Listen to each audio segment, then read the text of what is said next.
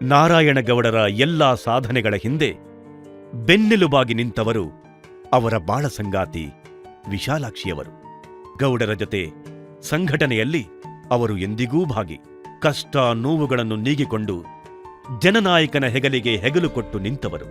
ಕರವೇ ನಲ್ಲುಡಿ ಪತ್ರಿಕೆಯ ಸಂಪಾದಕರಾಗಿ, ಗಂಗ ಪ್ರಕಾಶನದ ಮುಖ್ಯಸ್ಥರಾಗಿ ವಿಶಾಲಾಕ್ಷಿಯವರು ಗೌಡರ ಸಾಂಸ್ಕೃತಿಕ ಅಭಿರುಚಿಯ ಚಟುವಟಿಕೆಗಳನ್ನು ಮುನ್ನಡೆಸುತ್ತಿದ್ದಾರೆ. ನಮ್ಮ ಅಧ್ಯಕ್ಷರ ನಾರಾಯಣಗೌಡ ಇಡೀ ಬದುಕಿನ ಯಶಸ್ಸಿನ ಹಿಂದೆ ಇರತಕ್ಕಂಥವರು ವಿಶಾಲಾಕ್ಷಕ್ಕ, ಅವರ ಧರ್ಮಪತ್ನಿ. ಯಾಕಂದ್ರೆ ಅವರ ತುತ್ತನ್ನವನ್ನು ತಿಂದು ಬೆಳೆದಿರುವಂಥವ್ರು ನಾವು. ಅನೇಕ ಚರ್ಚೆಗಳ ವಿಚಾರವಾಗಿ ಮನೆಯಲ್ಲೇ ಇಡೀ ರಾತ್ರಿ ಚರ್ಚೆ ಮಾಡುವಂಥದ್ದು, ಹಗಲು ಒಂದು 3-4 ದಿನ ನಿರಂತರವಾಗಿ ಮನೆಯಲ್ಲೇ ಸಂಘಟನೆ ವಿಚಾರಗಳಾಗಿ ಚರ್ಚೆ ಮಾಡುವಂಥ ಸಂದರ್ಭದಲ್ಲಿ ಹಗಲು ರಾತ್ರಿಯಿಂದಲೇ ಎಷ್ಟೇ ಜನ ಕಾರ್ಯಕರ್ತರು ಬಂದರೂ ಅವ್ರಿಗೂ ಊಟ ಉಪಚಾರವನ್ನು ಮಾಡುವಂಥದ್ದು, ಬಂದವ್ರ ಜೊತೆ ಬಹಳ ಸೌಜನ್ಯದಿಂದ ಮಾತಾಡುವಂಥದ್ದು, ರೀತಿ ಸತ್ಕಾರವನ್ನು ಏನಾದರೂ ಮಾಡ್ತಾರೆ ಅಂದರೆ ಅದು ನಮ್ಮ ವಿಶಾಲಾಕ್ಷಕ್ಕ. ನಮ್ಮ ರಕ್ಷಣಾ ವೇದಿಕೆಯ ಕಾರ್ಯಕರ್ತರ ಪಾಲಿಗೆ ಶ್ರೀಮತಿ ವಿಶಾಲಾಕ್ಷಿ ನಾರಾಯಣಗೌಡರು ಅನ್ನಪೂರ್ಣೇಶ್ವರಿ ಥರದಲ್ಲಿರ್ತಾರೆ.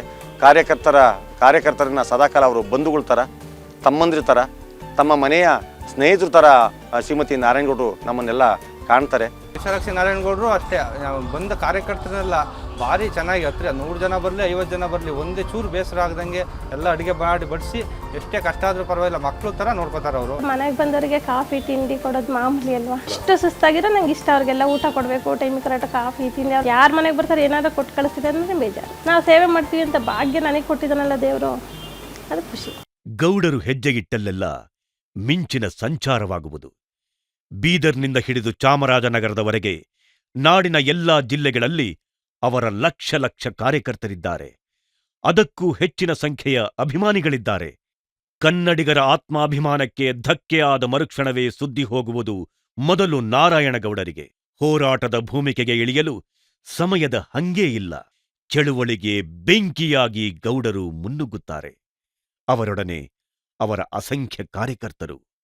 ಚಳುವಳಿ ಎಂದರೆ ಅಗ್ನಿದಿವ್ಯ. ತಾನು ಸುಟ್ಟುಕೊಂಡು ಇತರರಿಗೆ ಬೆಳಕು ಕೊಡಬೇಕು. ಕನ್ನಡಿಗರ ಕರ್ನಾಟಕದ ರಕ್ಷಣೆಗಾಗಿ ಅವರು ಸದಾ ಹೋರಾಡಲು ಸಿದ್ಧವಿರುವ ಸಮರ ನಾಯಕ. ಅವರ ಒಂದು ಕಣ್ಣ ಸನ್ನೆಗಾಗಿ ಲಕ್ಷಾಂತರ ಕಾರ್ಯಕರ್ತರು ಕಾದು ನಿಂತಿರುತ್ತಾರೆ. ಛಲ ಬಿಡದಂತೆ ಗುರಿ ತಲುಪುವವರೆಗೂ ಹೋರಾಡುವುದು ಗೌಡರ ಮಹಾಶಕ್ತಿ.